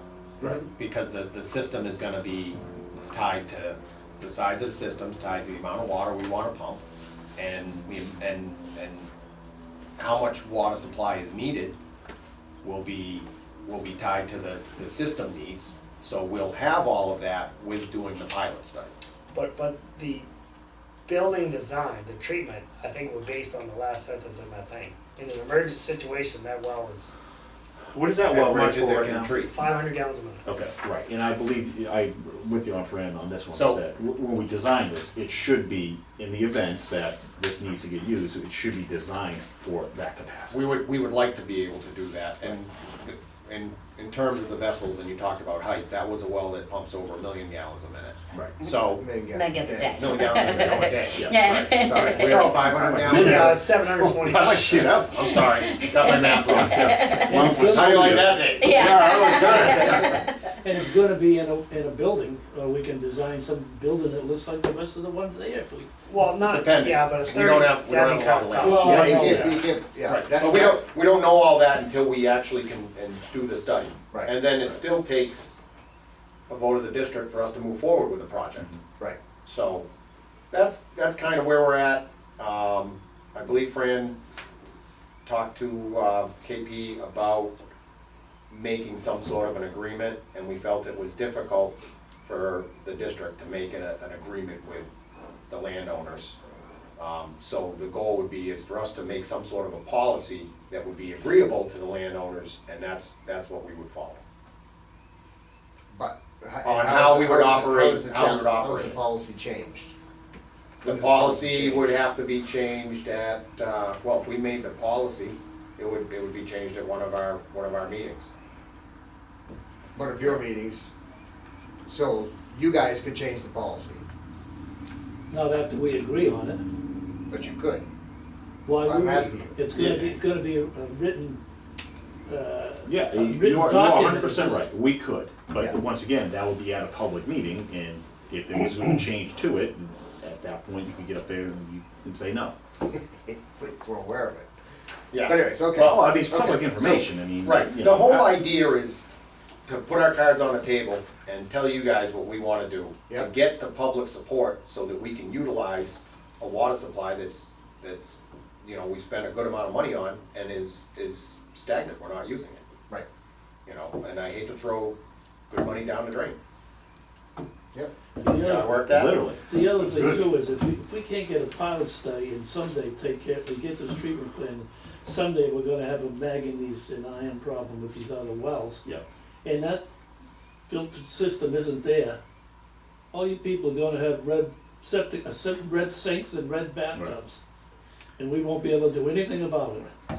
This is a multi-part. So that, although that sounds nice, if you have a manganese problem with your other wells, which you know you do, because you had it at Keating's. Yeah. And I'm not, No, I don't know. Keating's did it. Lancaster. Lancaster. I'm sorry, Lancaster's, Lancaster. Keating's is a Because I hard mean, one. you told us at the last meeting that you had to increase the flow out of those wells That was to decrease the manganese. that was- Keating's was Hardwired. The Keating's when we ran at a full flow rate, the hardness levels dropped significantly. So we went to a full flow on it. That's not the Usually- manganese. Yeah, that was hardness. That's not It was the all manganese. hardness? Yeah. Okay, because we have white stuff in our sinks and, So by, Showers so by and turning all that this well stuff. on and cleaning it as it's coming out, now you're putting this all into the system. my point is that you have it in other places as well, right? You have manganese issues throughout the system, they're not high enough to require filtering. This particular well does. Well, yes. It Yes was and no. put That- inactive from Mass DEP because it exceeded. Correct. the Correct, right. I understand that. Yeah, oh, right. So from our end over here, I mean, we need to manage to the best of our ability the assets we have in play here. Yep. Okay, I mean, that's what we're done. We look at all our wells, and that's one of them. That's an asset we have that we're not being able to use right now. I mean, as you understand, I mean, it's just the whole town. So we need to do what's best. And the main reason why we're pushing this right now is the funding. The fact that we can get this at a 0% loan, some of it forgiven, and get this thing fixed now while it's a hot ticket item with the state, it's a huge deal. These programs may be gone next year. We don't know. You know, so I mean, that's a big deal. If we miss out on this opportunity because it's not gonna look good, and then everyone's rates goes up because we need to fix this, and now we need to fund it somehow, and it's the only way to do it. So that's why I said we need to look at it from a community end, as well as just a Hickory Hills end. Yeah, and I believe Hickory Hills is also a good chunk of the community. Absolutely. Water district. Absolutely. A quarter of it or something like Sure. that, right? You get Yep. 2,000 homes Yeah. or something like that, Yep. it's about a quarter of it? Okay. So I guess the biggest thing on our end, if there's people that obviously don't want us to run this well whatsoever, then, you know, it's difficult for us to be sitting here to even kind of move forward and have any of these conversations. So we're hoping that we can come to some sort of middle ground and be able to use a resource and also keep the lake resource that the people that live down there use, you know, for the people that live down there. So, Mr. Rogers. Yes, Mr. Chairman, in the form of a historical perspective, I don't know, sir, if you lived in town, but we had a situation at the Sozik property, so-called, and there was a problem, and I was on the board here, and we pushed very hard and got them to pay for the continuation and expansion of the mains down in that area. So very candidly, so that the people down there would not be drinking their own you-know-what. Okay? So but for the fact that the Lunenburg Water District hadn't stepped up to the plate, there would not be water down at Hickory Hills. Okay? To your point, Mr. Chairman, okay? And, you know, I'm laying the cards on the table so that everybody understands. When we were negotiating with Lancaster so that we could, you know, do a deal that would bring money into the district so that we could upgrade and maintain our infrastructure, a very prominent individual down at Hickory Hills tried to make a deal with us. And the deal was that he would supply the number of people to make that happen for us. But for that, he wanted to absolutely dismantle that well and never ever use it again. Well, we don't, I don't, and the other people that were on the board, we don't negotiate like that. And your point is extremely well taken, sir, that Hickory Hills is an integral part of the town of Lunenburg. But we have roughly 2,500 users, correct, Fred? Yeah, that's correct. And there are you know, I don't know how many there are down there, but the fact of the matter is, this is the Lunenburg Water District, like Woody said, okay? And I would be dead set against making a deal because it just doesn't make sense. At the end of the day, the group that controls this is the DEP. We can't do a damn thing without them, okay? They have to put their imprimatur on this and stamp it. But putting that aside, do you think that we, in our infinite wisdom, would want to do anything to hurt the quality of life in the town of Lunenburg, and specifically one of our biggest assets, Hickory Hills? Absolutely not. This is not the Hatfields against the McCoys. This is a group of individuals who, for whatever reason, don't want to see a well down there. But you know what? When you turn the spigot on and there's nothing coming out, that is chaos. And all we're trying to do here, from my perspective anyway, is to make sure that we do the very best with what we have to supply everybody with what they need, and that's water. Okay? In terms of making a deal, absolutely not. Absolutely not. You know, the Lunenburg Water District has its integrity, is about as straightforward as you possibly want, and historically have operated above board and to make sure that the goodness of the water is paramount and the people in Lunenburg are served. So I want, and I'll be very candid with you. And I'm sure you're a good guy, and I don't even know if you have the right to negotiate. This is not a negotiating thing. This is a fact-finding thing, to let you know how we're doing this thing, okay? Point number one. And point number two, you have to look at the total picture here. And, I think that that's imperative, okay? And I would hope that you understand where, at least I'm coming from. So, thank you for your time. Thank you, Mr. Rogers. In a nutshell, exactly what he said is, we aren't in this to try to do anything intentionally against the lake. I understand that the lake, the people that live down there, have some reservations about running the water supply, but again, we're trying to be very open about this and make a policy, because that to me is kind of the best way, because we can't enter into an agreement based on what our attorney says. Can we change that policy? Yes, we can. Would we be chastised for it? 100% we would be. So just trying to put everything out there and come up with something that makes sense so that the residents are comfortable and the water district can utilize its resource and not just get stonewalled at meetings. So that's kind of where we're at. I'm hoping that the residents down at the lake would want to support the rest of the residents of the town by not stonewalling the efforts to utilize the resource. And at the same token, I would hope that us as a board and the other residents of the town wouldn't want to try to do something that would be detrimental to the environment down at the lake for the people that utilize it. So that's kind of where we're at. And everybody's always come at it from each side, and we butt heads in the middle. But, you gotta have a little faith and trust in one another, and that's the whole idea of our discussion today. So. And you said your attorney said you couldn't come up with some legal agreement? We could consult with them again. But in consulting with them, for the district to have a legal binding agreement with a section of the town specifically. It would be a corporation, right? So Hickory Hills is a corporation, so you would have Right. an agreement with a corporate entity within town. We could. So But maybe it is. that's like it may be, and it's probably like a non-compete agreement if you hire somebody, and people go against those all the time. Again, it's not anybody's intention, everybody should just be acting on good faith, and I understand everybody's reservation. And I agree, but our board changes as does yours. Right. So, a policy that can easily be changed by the board is not as long-lasting as a legal agreement.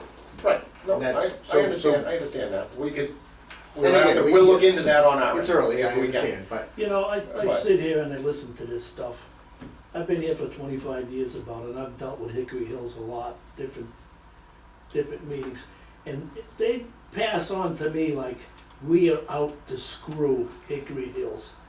Everything they tell us, we're bad guys and we're gonna do this and we need that and we're gonna, I don't know this small group that's down there, Are the rest of the people down there Small deaf? group is 500 homes. No, right? 500 people don't vote the way most of them do. You know Yeah, that, I'm you just got telling you, 500, it's- you've got 500 500 people. homes. I know people down in Woodlands and down in Hickory Hills that are completely against what you folks are trying to do. But they gotta show up, they gotta show up at our meetings, John. Well, that's just it, the rest of the people And down in that's- Hickory that's Hills hard. is It's a little group. Right. You know, there's a few of them that, you know, they seem to, they're like a Jim Jones outfit down there. They told what to say and what to do, Drink and the they just Kool-Aid. go and do it. Okay, so They just go and do it. let's try to keep our, we're, Well, no, I mean, that's the way it is, that's the way it is. Let's put it on the table, that's the way it is, there's 15 or 20 people down here that show up at every meeting and they talk to the whole group. Yeah, so I think that we definitely all understand that aspect of it, but I think what we wanna try to cover here is get some guidelines down. And, let's And get I some think we talk have happening. this here. Let's get some talk And, happening. in light of, I mean, we did keep an engineer here to help us out a little bit. Yeah. And, yep, and, We should get something I from would, him. I, Have you got anything I'm to add? just curious, in listening to our conversation, do you have any input or any suggestions on paths we should follow, or any of the things that were said? Mr. Martin, I have a point of order, Yes, sir. okay? A legal point of order. Okay? An engineering entity can only serve one master. This is a conflict of interest. If the Lunenburg Water District hires this firm, and they have a history with Hickory Hills, that it doesn't work. You cannot serve two masters, okay? So, I value their opinion and stuff, but this is really skatey water here that we're going on. So you gotta be really careful. So would you suggest that I would ask him his input from the lake side where they're his client, This gentleman here or not purports even to, ask? and I don't mean this negatively, purports to be the spokesperson for the Hickory Hills Lake Corporation. For They can say 500 whatever- of them. Huh? Yeah, for 500 of them. Well, they can say whatever they wanna say. I mean, Well, they have a that's board, their so prerogative. Right. Yeah, it's I'm- just like we are for the I'm water on the district. board of directors, I happen to also be the dam operator, so I'm You're a damn good responsible one, for the too. dam. Right, so yes, I happen to know both sides a Sure. little bit. Okay, but you understand my point. Yep, You might not agree with it, but you, at least, Yeah. you can't serve two masters. Okay, but I think he was simply asked his opinion, Well- not to give not to tell us how to do things. Yeah, I just told you what Yeah. is And on so my mind. You we've can do heard what your you want to do. opinion, I'd like to hear his. Well, I mean, that's, Thank you. yeah. Mr. Chair, you folks are all well down the road on this issue, so I'm trying to catch up a little bit. But so, my understanding is there is a concern for the folks that live around the lake that operation of the well impacts lake levels. correct. Is that fair to say? Yeah. Okay. And again, folks have referred to a report, I don't know what that report is or what the date is, but it just occurs to me, and based on some other communities where this issue has been a concern, and Mr. Rogers' point is well taken, the DEP often, the state often has a say in how these types of systems are operated if there is some suspicion of the groundwater being under the influence of surface water. So there is a specific requirement that the state would implement if that was the case, most likely some additional treatment, because surface water treatment is different than groundwater treatment for bacteria and other reasons.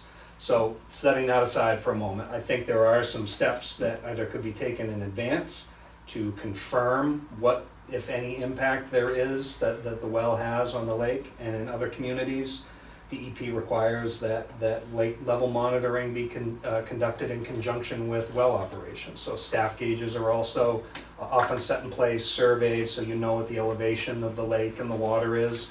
Again, I don't know if any of this has been done, I'm coming into this issue cold. But that is something that is put in place in other communities where that issue is of concern. I guess another question I have is whether that well is a registered source or if it's a Water Management Act. Yes. So are there any specific operational requirements currently in that permit? No, there was nothing. There was nothing at that time, okay. So again, I think that the state is gonna have some say in that well before any sort of memorandum of understanding or, you know, form of agreement would be put in place. Because I think objectively, everyone wants to know whether and what the impact is. Yep. And Yep. at that point, you can then determine how to effectively manage the resources that you have.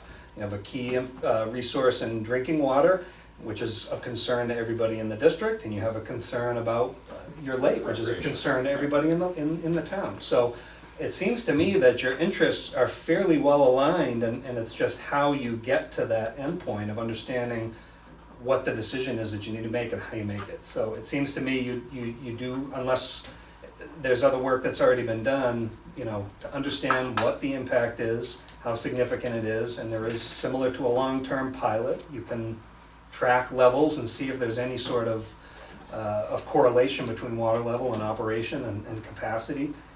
I don't know how big the lake is, so you can look at volumes and pumping rates and see how that correlates. You talked earlier about the water quality in the lake. Is there manganese and iron and PFAS in the surface water?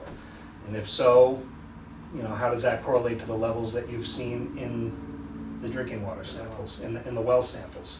So it seems to me there are some steps that could be taken collaboratively so that everybody understands what the issue is, and at that time, start to have the discussions about how we're gonna manage these resources. So I don't know if that's helpful or not, but coming No, in. that's very helpful. Very helpful to In me. essence, See, Very aren't you helpful. glad we listened to him? I'm a reasonable guy. I mean, in essence, I get from that in addition to studying the PFAS, that we should add on some facets to this study that touch on the areas you talked about, is with running the well, how does it affect the lake levels, testing the water in the lake as well as the water that we're pumping out of the ground.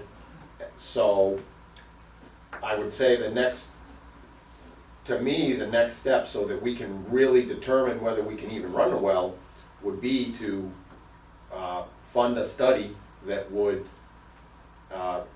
clean the PFAS, the iron and manganese, and also at the same time take the things into consideration that were just spoken about, and then we can make a collective decision about what we can and can't do. But until we have the information, Right. I don't think it makes sense to. I think in that information, if we could there must be some sort of records management on Hickory Hills Lake as the association. Lake levels and stuff Lake like that, yeah. levels, any They're documentation. gross numbers, it wouldn't be accurate for what we're trying to talk about here. It wouldn't be accurate enough for that. Well, We don't have like dam, lake- the dam, you don't heights, measure lake the levels. Well, lake level. we do, right? I mean, the dam is, you know, the Yeah. water is up 18 inches because of the 3 6-inch boards that we put in, you know, water flowing over that, blah, blah, blah. But Yeah. we draw it down 4 feet. Those You know, numbers for- I'd be interested in seeing also, just as Yeah. a, But you constantly, I mean, how often do you guys check the lake level? Once it's flowing over the dam, not often. But through the summer, like once a month or once every other week? Yeah, or- I mean, but it's not So that- recorded, we just know, we just go by and we all Oh, see it, okay. right? So it's not, we don't record it anywhere. It's Okay. not a recorded number. that's what I. But I, Yeah. since the drought of 2010, That wasn't a drought. I know, but since the lake got dropped down in 2010, I don't think we've ever seen levels like that since that, Right, and 12 we've years had ago. years we pumped 70 million gallons out of the well, and there was no complaints from anybody. So there was other issues going on there, and it wasn't Right, associated but we with don't, we can't speak to, that. Yeah, he said we But- can't really speak to past reports. that's true. Because we do have to look at, you know, the data moving forward, and I think trying to put together, trying to get the support of the residents of the lake to help us fund a study that would give them the answers that were discussed here, as well as give us answers for treatment possibilities, to me is a win-win situation. I agree with you. So- I think that's a good way to go, and I'll present that back to the board that way, that what we would like to do is work together on a study that determines whether indeed the lake is being affected by the well run. You know, and that, whether that means putting in, you know, staff gauges or whatever near the well so they can be recorded when. That would be up to, stuff is that would be done, up to an engineer Yeah, to however the design what kind engineering's of study done, we're gonna whatever have. it is, that's included, so that we get to the other end of this, we know really whether the lake level is affected and, you know, water quality is affected by the And lake, how et much- cetera. Right, so, Because the next thing we won't wanna have is, you know, motorboats not being able to go near the well within a couple hundred feet or something like that, right? That all could come into this this, could, could come there's into a ton of play. things, but we can't decide whether we wanna operate the well or not until we know all this information, so. Right. When is your next board meeting? 2 hours, So. hour and a half. So could you convey, Yeah, I will basically, convey this this is the meeting. whole idea, is we wanna study, we wanna see about funding a study that will give the Lake Association and the members of the lake what they need for information, and also give us the information that we need to determine about operating the resource, and then making a decision from there. Yes, I will Okay. relay that to the board. Because my assumption is if your board, which is the, The basically, governing, right, it's the governing body governing of- board. that if your board is in agreement to this, that you could say that the board's in agreement, and it should positively reflect on the residents, and hopefully, at least we can do a study which is gonna benefit the lake residents as well as the water district at the same time, and give us the information we need to make a decision on what we can do to move forward. Yep. I think that's pretty simple. It's simple, Mr. Chairman, if I might, but it's very complex because you're very naive if you think that the powers to be at Hickory Hills Lake Corporation want that well down there. They have demonstrated conclusively, You- unequivocally, that they don't. You would hope that everybody would look at it as a greater good for the town and the community, and want to work together to not deplete the recreational resource, and also Absolutely. be able to use the resource Absolutely. to benefit the Do they residents. ever take into consideration down there evaporation? Do you know how much water That's evaporates? all, I mean, That's all, if yeah. that's, That'll be in the I wrote study. study and I got Yeah, but no, like I'm talking stars about in and. the past, I'm No. not talking about now. We studied all that, it's proven. Yeah. I got Pete I'm Sheehan. confident that after this meeting, that everybody will go down with an open mind, with unbiased, and look at this from the best interest of the town. I think we're covering both sides of this, and I think that, I think it's a So, great resolution to it, so. Could I have a ruling on this particular thought that I have? The Lunenburg Water District owns land down at Hickory Hills, correct? Yes. Okay.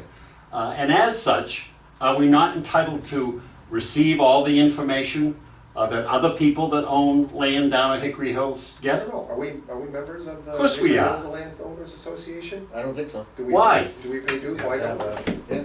What?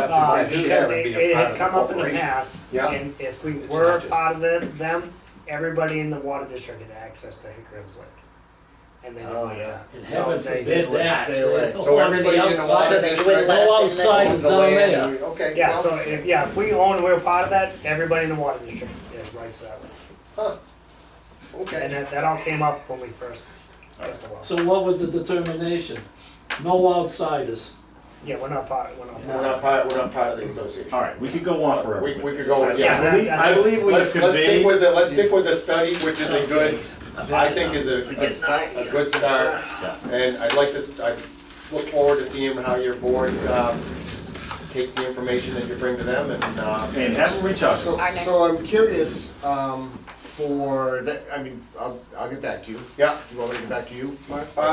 me or Fran, you know, you can call one of And us. if you wanna it's let fine. them know, our next meeting is the 23rd, Yep, and we can keep this, we'll keep this on, 27th. old, sorry, 27th, Wednesday the 27th, April?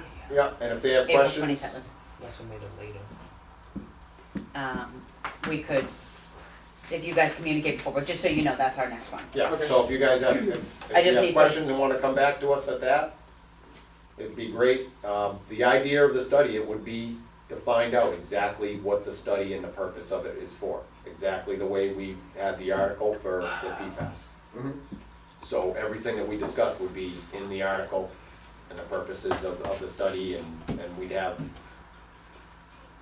we wouldn't have, we would have to fund it, then we would get bids from it.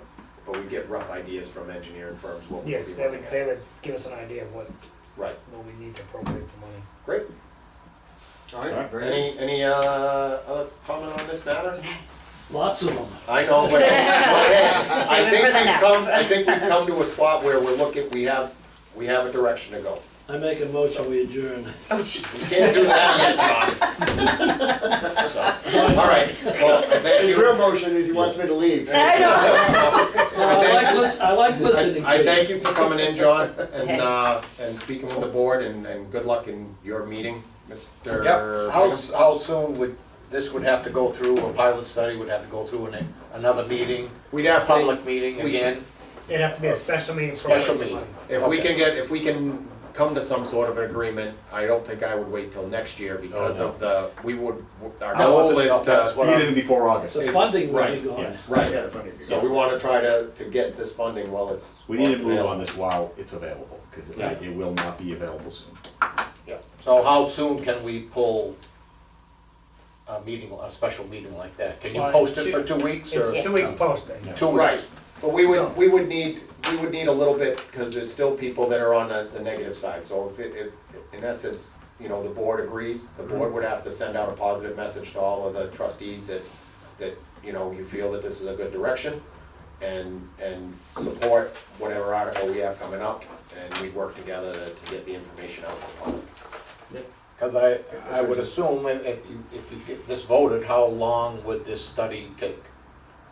Well, we talked about a You still have long-term to study Pick for somebody for first. about, Yeah. yeah, we Oh, talked about absolutely, a year. we have our work cut out for us, for sure, Yeah. but let's, you know. Yeah, you still Year get plus. an engineering firm or whatever. We have to get an engineering Right. firm, we have to determine what kind of study, and the idea of doing a long-term study, I think that the majority of us are on board with that. It gives you the best information. Yep. Cost effective. From information talked about earlier, as far as you know, you'll be able to record the lake levels and stuff over a period of time. Yep.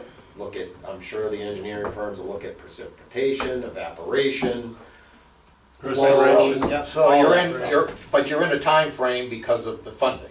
Right, Correct. Get it started. Get it Right, going. because if we don't start studying this, by the time we get ready to do anything, there won't be any of the extra fund, there might not be any of the extra funding around to do it. So then that's the correct, burden, Mr. Engineer, that the burden of doing something in the future could be solely on all the residents of the district, instead of possibly getting some funding to assist us with doing this, that's Right. gonna happen. So as long as you have the study in the works, Yes, we would still qualify for grants of funding.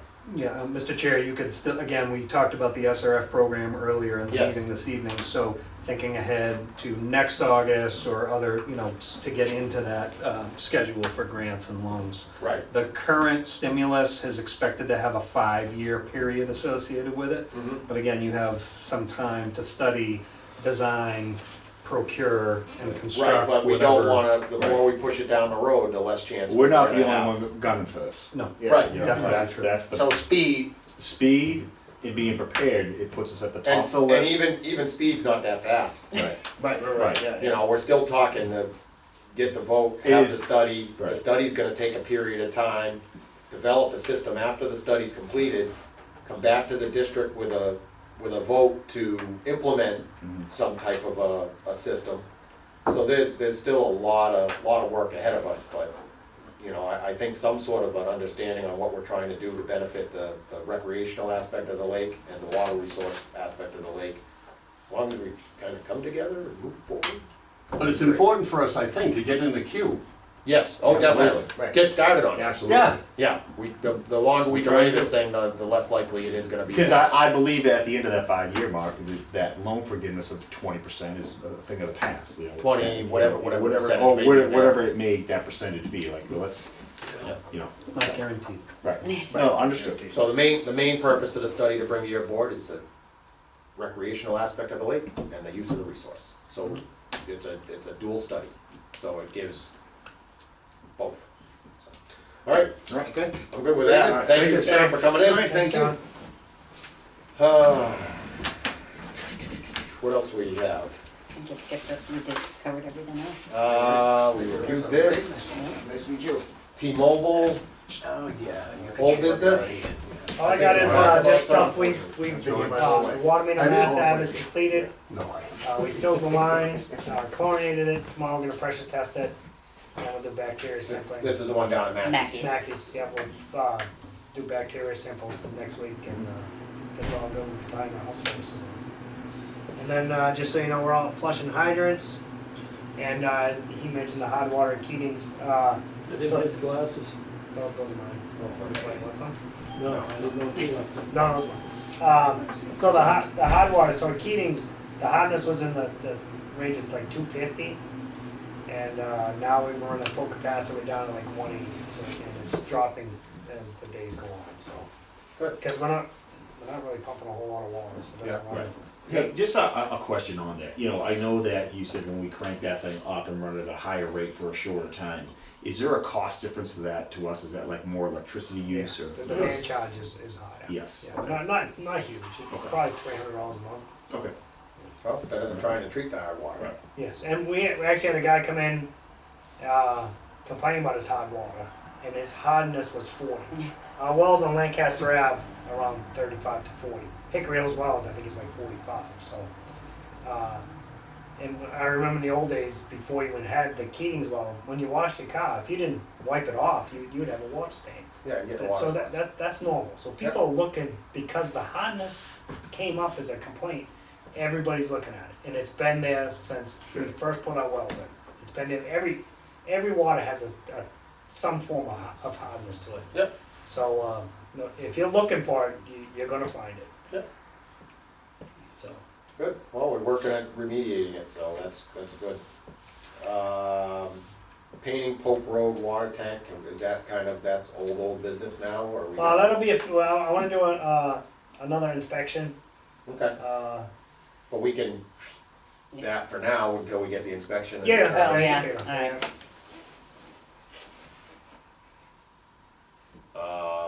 Materials treatment.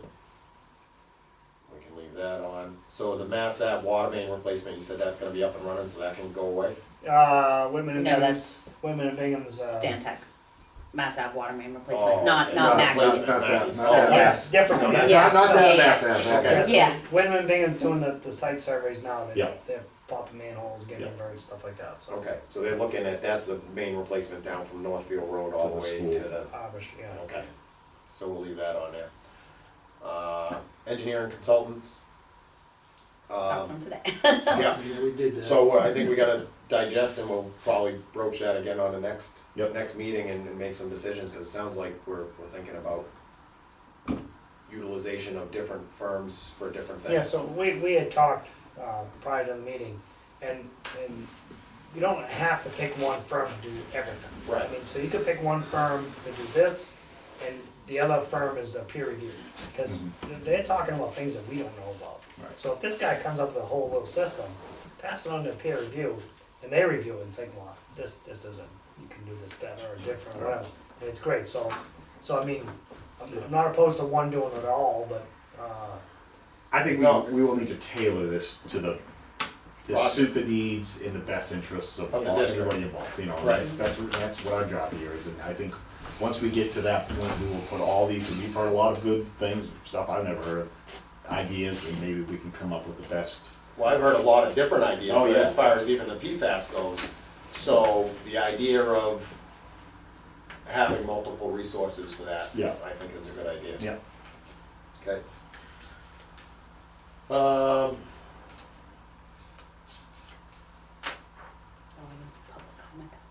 That's okay. Oh, no. Yeah, we're done with that. We talked about Howard Street, so that. You know what, that- that's you could, great. you know, I would say that you could take Howard Street off of the whole business for now, if Okay. anybody, unless anybody disagrees, until it comes up again, there's no Sure. real reason to discuss it, and I Yep. think the fact that it's gotta go through zoning and then come to us Sure. at that point. Yeah. Sure. Okay, and then, the only thing I have is commissioners and superintendent's additions, we had a couple things. I gave you mine, Water yeah. main stuff, anybody else have anything else? Do we have any comment from the public? Okay, and again, I'd like to thank you for sticking around and giving your input on, Yes, that was very on helpful. that. Of course. Yeah. That was You're very perfect. good at what you do. Yeah, it's very, Tell my boss. yeah, very good. All right, I guess, a motion to adjourn. And we're done. Good night.